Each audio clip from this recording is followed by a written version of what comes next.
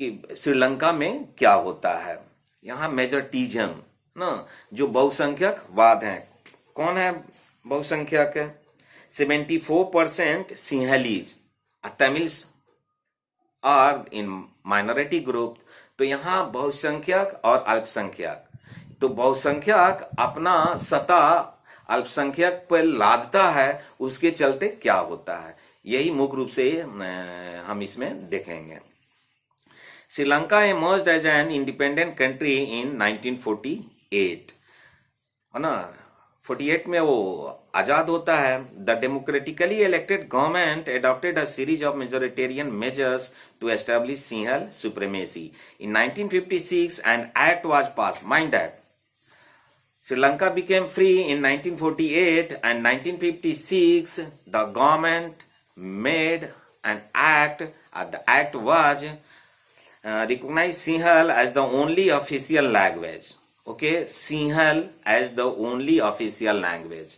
Thus disregarding Tamil, यानी तमिल को disregard करता है, वहां उसका अहमियत नहीं दी जाती है, उसको नेग्लेक्ट किया गया तमिल्स को ड्यू टू द माइनॉरिटी। तो so you have to understand about the majority and the minority, how the minority groups felt alienation from the mainstream or by the government. The government followed preferential policy that favored Sinhala applicants, okay, for university positions and government jobs. A new constitution that the state shall protect and promote Buddhism को promote करने की बात होती है। All this government measures gradually increase the feeling of alienation among Sri Lankan Tamil. यही कारण था, इसके चलते जो वहां श्रीलंका के जो तमिल्स हैं एलियनेशन महसूस किया, कटा छटा, अलग थलग, है ना। और तो क्या होता है, उसके चलते वे स्ट्रगल होता है, वहां पे वे स्ट्रगल करते हैं, संघर्ष करते हैं। By the 1980s, several political organizations like LTTE, Liberation Tamil Elam, that is a political organization made by that group. Which group? The Tamil, by Tamil. Were formed demanding an independent Tamil Elam in northern and eastern parts of Sri Lanka. The conflict between the two communities turned into widespread conflict. It soon turned into a civil war. ना, इस तरह वहां civil वार होता है। इसके चलते result क्या हुआ वहां पे? The civil war resulted in the killing of thousands of people of both the communities. Okay, तो उस सिविल वार में दोनों समुदाय के लोग मारे जाते हैं। Many families they are forced to leave the country as refugees and lots of people lost their livelihood ना, ये होती है बात। अब now the second thing is the forms of power sharing. जो पावर शेयरिंग है, जो सत्ता में सहभागिता है, उसके कौन कौन से स्वरूप हो सकते हैं, है ना। इसमें हम देखेंगे 4-5 तरह के जो फॉर्म्स हैं। There are 4 or 5 forms of the power sharing in the modern world. In a democracy people are the source of all political power. Okay, where power vested into people, ना, दैट इज डेमोक्रेसी ना। So the political power should be distributed among as many citizens as possible. In modern democracy, power sharing arrangement can be take many forms such as, तो ये 4-5 types हो सकते हैं power sharing का। First is horizontal power sharing, second is vertical power sharing, third is community power sharing, and the fourth is coalition government, and fifth is different interest groups. So what is horizontal distribution of power? Okay, when the power is shared among different organs of government at the same level, legislature, executive or judiciary, this is called the horizontal power sharing. Such a separation of power ensures that none of the organs can exercise unlimited power. Each organ check the others. This results in a balance of power among various institutions.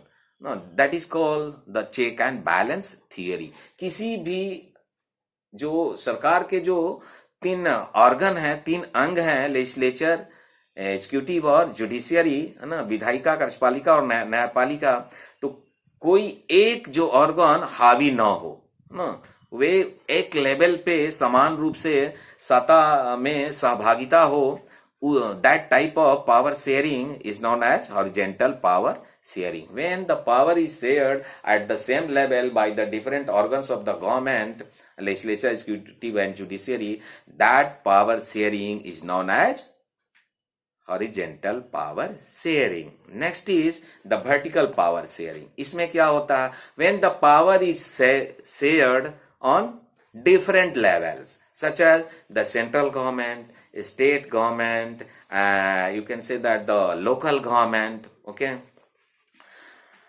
Power can be shared among governments at different levels, general government for the entire country and the government at the provincial or the regional level. Such a government for the entire country is usually called the federal government. What is federal government? That government which runs on the basis of a whole nation, for the whole nation, that is known as the federal government. In India, we refer to it as the central or the union government. Mind that, central government, union government, federal government, more or less the same term that is used in our country, India. That is called the vertical division of power. That is what found in Belgium, but not in Sri Lanka.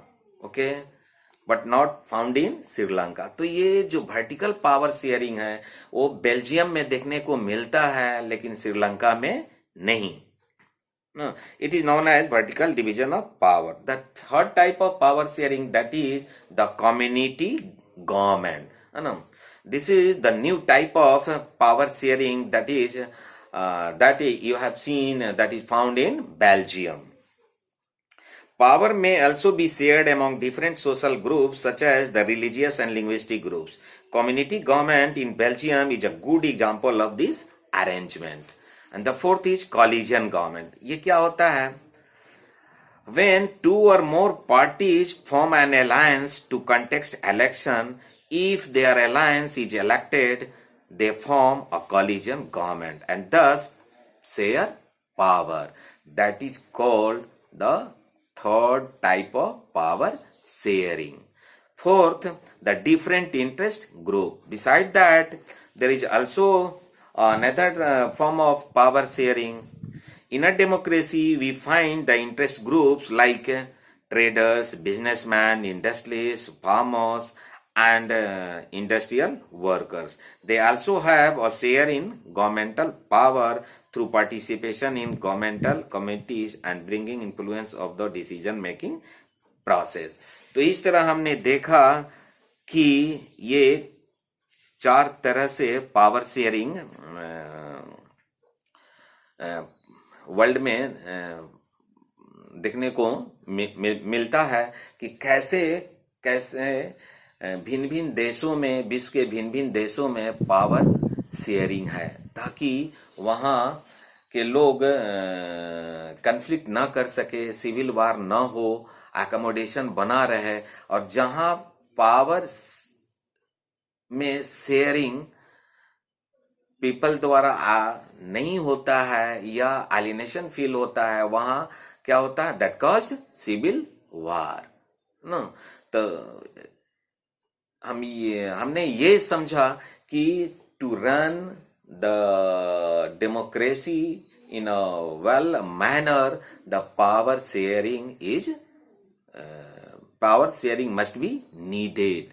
Okay, कि कैसे Belgium में power shared किया गया नीचे level तक, and किसी भी minority group को एलियनेशन फील नहीं हुआ, जैसे कि तमिल ने फील किया यहाँ श्रीलंका में ना, और वहाँ सिविल वार हुआ. और सिविल वार के चलते क्या क्या हुआ.